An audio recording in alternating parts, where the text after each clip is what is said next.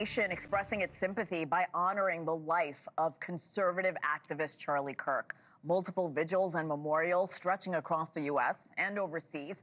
That included a thunderous freedom ride that rolled past Utah Valley University Saturday, as well as thousands gathering in Long Island, New York, chanting Charlie Kirk at a vigil overnight. Let's head to Orem, Utah, where we find NewsNation's Nancy Liu. Good morning from New York, Nancy. Clearly, a lot of attention still focused on Kirk's political work, as well as the investigation into his assassination, where it happened, where you are this morning. What are we learning?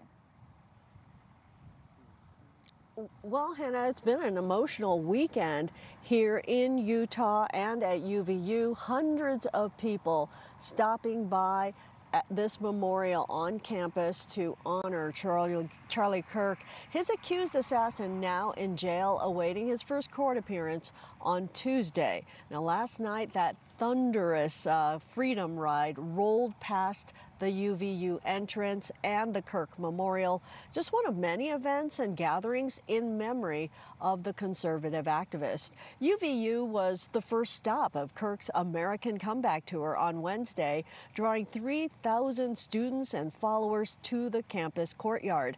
Kirk had just answered a question about mass shooters when he was shot and killed after a whirlwind 33-hour investigation, which was already closing in on Tyler Robinson. The 22-year-old was turned in by his own father, who had recognized him in surveillance images released by law enforcement.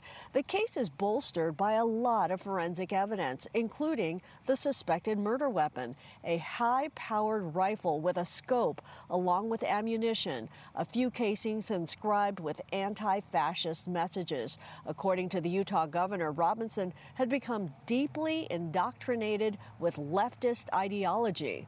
On our NewsNation special last night with Brian Enton, the Utah County Sheriff expressed concern over America's future, with many viewing Kirk's assassination as an inflection point. I think we have a choice in front of us. We could get better, or it could be a moment where we could get worse. I mean, I truly hope we get better. I think that's the hope of most people. And one of the many people now denouncing deadly political violence is the UVU student who posed that last question ever asked to Charlie Kirk. That student is now wishing that he had asked something else. Hena? I'm sure that's going to live with him forever. Nancy, I'm curious, has there been any public comment from Robinson's family? Yeah, none at all so far, Hena. Tyler Robinson grew up in Washington County. That's in the southwestern corner of the state of Utah. And he'd been attending Dixie Technical College, which is not far away from his family home. His parents and his siblings, they've essentially been in hiding for days now, after what was likely a very heart-wrenching decision to turn him in to authorities as the suspected assassin of Charlie Kirk. Now, those who know the family well are wishing them well. You just got to do what you believe is best and what you believe is right, and they believe that the best thing to do was turn in their son, and I can't imagine how hard that would be, especially because it sounds like that they didn't know what to do at first. I probably would just call the cops first and then turn them in, but you got to do what you got to do. But I feel for their family, and I think it's a scary time that they're going through, and I hope for the best for all of them and all their siblings and everything, and hope they do well.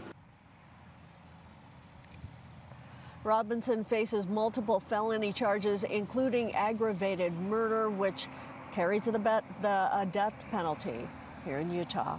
Hena? The memorial behind you seems to keep growing every time I talk to you. Nancy Liu, live in Utah for us this morning. I'll check in with you all morning long. Thank you so much, Nancy. Thank you for watching. Subscribe below and download our NewsNation app right now on your phone, and you will get fact-based, unbiased news for all Americans.